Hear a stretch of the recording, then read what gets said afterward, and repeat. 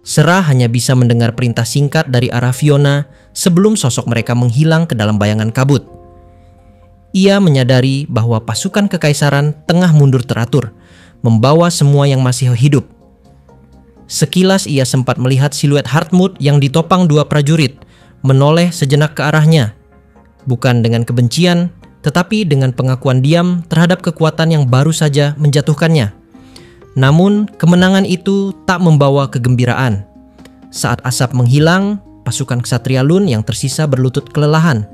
Tubuh-tubuh mereka menggigil karena luka dan kehilangan darah. Neville dan Abel masih berdiri, tapi pedang mereka kini hanya menjadi tongkat penopang bagi tubuh yang nyaris runtuh. Tidak ada sorak kemenangan, tidak ada pekik semangat. Hanya kesunyian berat dari mereka yang berhasil bertahan hidup. Sera menatap ke sekeliling, menimbang dua pilihan pahit di depannya. Mengejar musuh yang mundur dan berisiko kehilangan lebih banyak nyawa, atau menahan diri dan menerima kenyataan pahit bahwa tawanan mereka tidak dapat diselamatkan. Keputusan datang dengan tenang, tapi penuh beban. Ia menurunkan pedangnya perlahan dan membiarkan musuh pergi.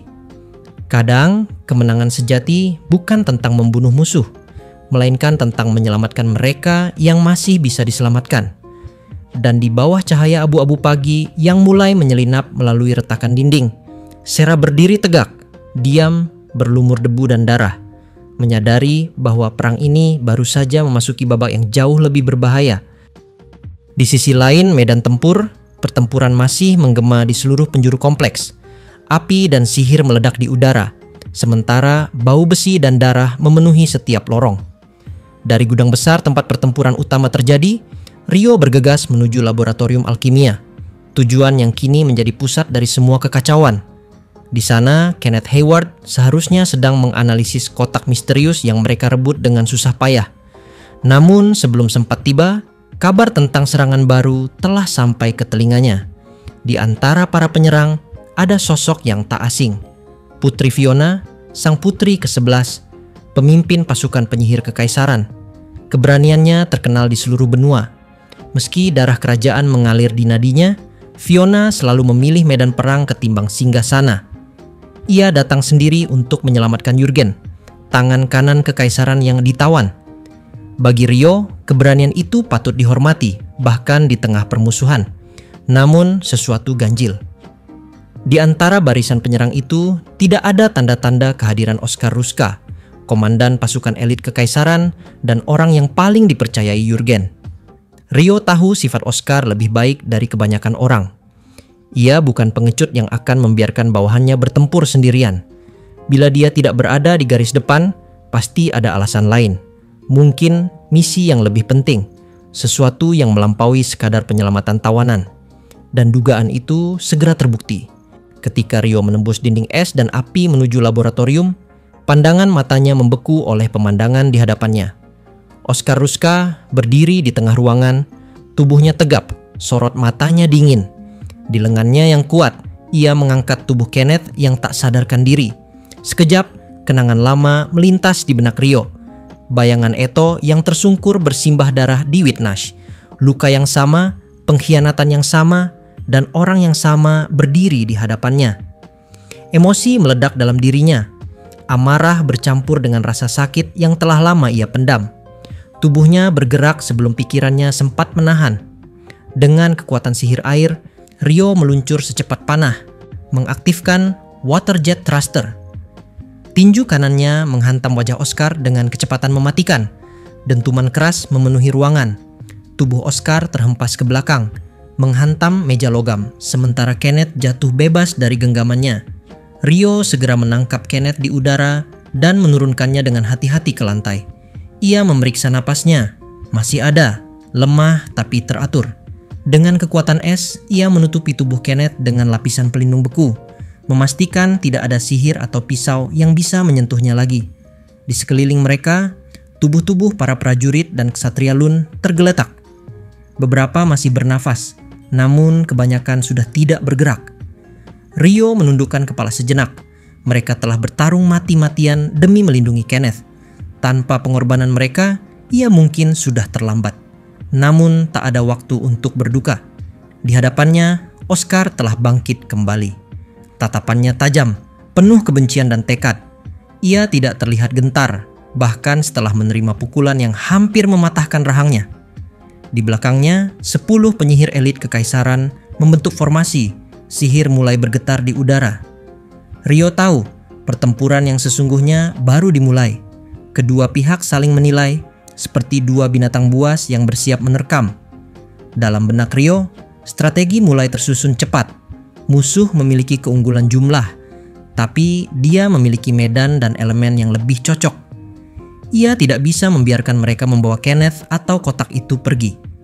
Udara di antara mereka mengeras, dan tanpa aba-aba, pertempuran pun pecah. Gelombang es membeku dari lantai ke dinding, membentuk permafrost yang menyelimuti seluruh ruangan. Pasukan penyihir kekaisaran segera menanggapi, mengaktifkan penghalang sihir untuk menahan suhu mematikan itu. Cahaya biru dan merah saling bertabrakan di udara, memantulkan kilatan seperti ribuan pedang. Pertarungan sihir berubah menjadi badai kekuatan. Di momen itulah, Oscar langsung menggunakan sihir pertamanya dalam skala besar. 100 pedang api melesat bersamaan, membentuk formasi silang yang mematikan. Rio menjawab dengan 100 pedang es yang berputar seperti pusaran salju, menangkis setiap nyala yang datang. Ledakan demi ledakan mengguncang laboratorium, menciptakan badai uap panas dan serpihan es yang menutupi pandangan. Namun Rio tahu pertempuran seperti ini hanya akan menguras waktu. Oscar pun menyadarinya. Keduanya memahami bahwa pertarungan sihir jarak jauh tak akan menentukan pemenang. Maka hampir bersamaan mereka mengubah strategi, menarik pedang dan maju ke depan. Benturan pertama terdengar seperti petir. Pedang saling beradu, menimbulkan percikan api di udara. Sihir dan logam berpadu dalam irama kehancuran. Setiap tebasan membawa sihir yang disertakan di dalamnya. Gelombang api yang membakar udara, tombak es yang menembus bayangan. Gerakan mereka nyaris tak terlihat. Dua penyihir kelas atas bertarung bukan hanya dengan pedang, tapi juga dengan kehendak magis yang memanipulasi dunia di sekitarnya. Dinding laboratorium retak, lantai bergetar, dan angin berputar seperti badai. Oscar bergerak lebih cepat dari sebelumnya. Ia menurunkan pedangnya dalam satu tebasan besar yang mengandung mantra Piercing Fire Diffusion, sebuah teknik penghancur total yang bisa melelehkan baja. Namun Rio sudah mengantisipasinya. Dalam sekejap, tubuhnya menghilang menjadi kabut air. Tebasan itu hanya menghantam udara kosong. Dalam kebingungan sepersekian detik, Oscar merasa ada sesuatu yang dingin menyentuh kulitnya. Ia menoleh, terlambat.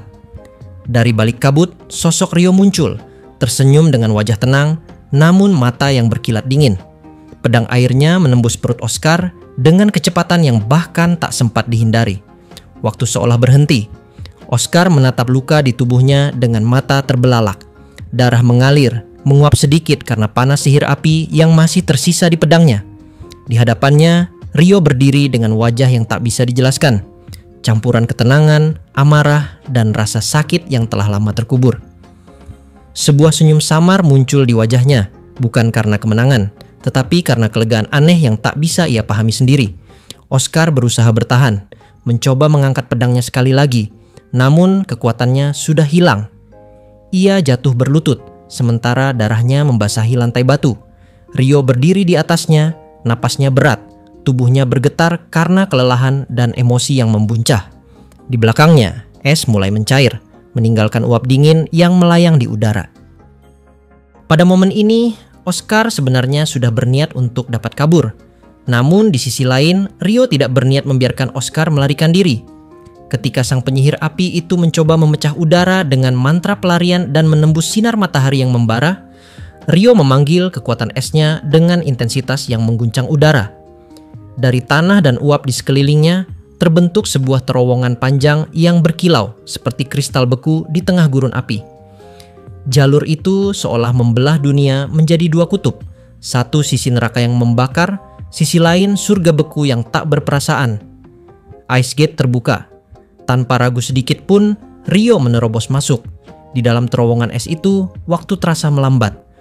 Uap air di udara membeku menjadi serpihan kecil yang menari-nari di antara cahaya biru pucat yang dipantulkan dinding es. Suara langkah mereka bergema panjang, cepat dan berirama, berpadu dengan deru napas dan dentingan logam yang terus beradu.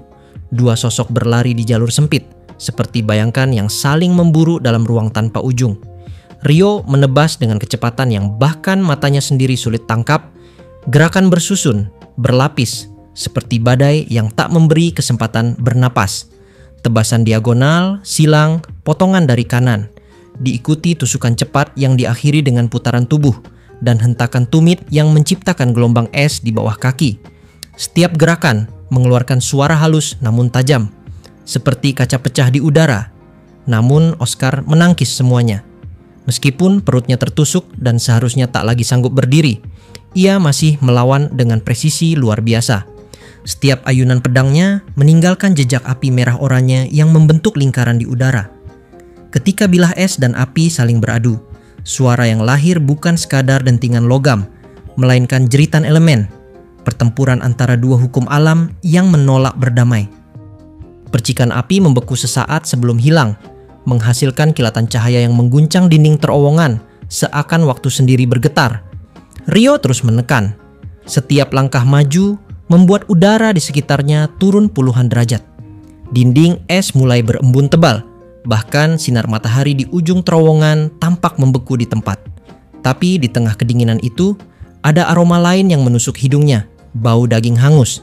Ia sempat berhenti sepersekian detik, lalu menyadarinya. Darah yang seharusnya mengalir dari luka Oscar telah berhenti. Dan dari tubuh musuhnya, asap tipis berwarna abu-abu naik ke udara. Oscar telah membakar tubuhnya sendiri untuk menutup lukanya. Bukan karena kesembronoan, tapi karena keyakinan fanatik untuk bertahan hidup. Rio merasakan sensasi yang aneh antara jijik dan kagum. Ia memahami betapa mengerikannya seseorang yang bersedia mengorbankan daging dan sarafnya sendiri demi terus bertarung. Sosok di hadapannya bukan lagi manusia biasa. Ia adalah manifestasi dari tekad yang telah melampaui rasa sakit. Kilatan kenangan melintas di benaknya tentang rumor lama dari perbatasan utara, tentang seorang penyihir api yang pernah membakar dirinya hidup-hidup untuk mengalahkan pasukan elf. Rio sadar inilah orang itu. Orang yang menyebut dirinya Oscar. Penyihir yang bertempur bukan dengan tubuhnya, tapi dengan kehendak yang lebih keras dari baja. Tanpa memberi waktu bagi rasa iba, Rio kembali menyerang. Pedang Murakami di tangannya bergetar, membentuk busur air yang membeku menjadi tebasan mematikan. Suara es beradu dengan nyala api terdengar seperti genderang perang di telinganya. Oscar merespons dengan cepat. Setiap langkahnya memancarkan pijar merah menyala. Setiap gerakannya meninggalkan jejak hangus di lantai es. Dalam hitungan detik, duel itu bukan lagi pertarungan antara sihir air dan api, melainkan pertarungan dua jiwa yang menolak kalah. Jarak di antara mereka menipis, dan ketika pedang tak lagi cukup, tubuh mereka sendiri menjadi senjata. Rio melepaskan genggaman tangan kirinya dari Murakami, memutar tubuh, dan menghantam sisi kanan Oscar dengan tinju keras yang memusatkan seluruh energi sihir dan otot. Putaran itu sempurna, dari kaki yang menjejak lantai es, ke pinggul yang berputar cepat, lalu bahu dan lengan yang mengalir seperti gelombang air, melepaskan kekuatan yang cukup untuk menghancurkan batu. Namun pada saat yang sama, Oscar mengangkat tinju kirinya. Di tepi pandangan, Rio melihat cahaya itu, sinar yang bergetar seperti plasma, memancarkan warna putih kebiruan yang menyilaukan. Ia tahu itu berbahaya, tapi memilih mengabaikannya. Ia percaya pukulannya akan tiba lebih dulu.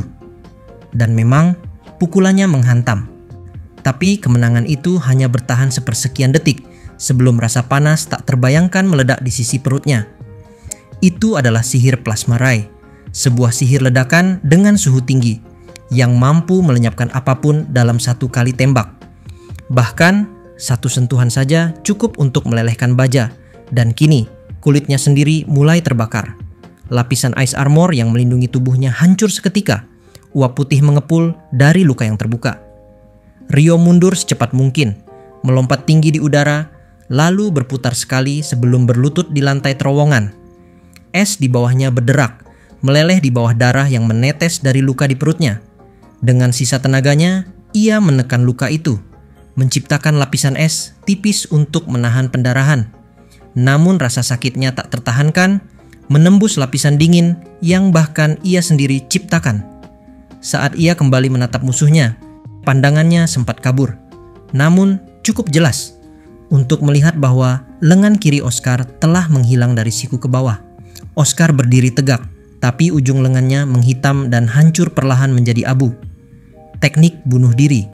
Tidak ada cara lain untuk menggunakan plasma pada jarak sedekat itu tanpa menghancurkan diri sendiri. Rio sadar bahwa Oscar telah mengorbankan bagian tubuhnya demi satu pukulan yang nyaris membunuhnya. Dua penyihir itu kini sama-sama diambang kehancuran. Rio dengan luka bakar di sisi perut, Oscar tanpa lengan dan dengan rongga perut yang hampir hancur. Namun semangat bertarung di mata mereka masih sama, dingin, keras, tak tergoyahkan. Ketika Rio bersiap untuk langkah terakhir, ia melihat senyum di wajah Oscar. Senyum aneh, tipis, tapi mengerikan. Ia merasakan firasat buruk, insting bertahan hidupnya berteriak.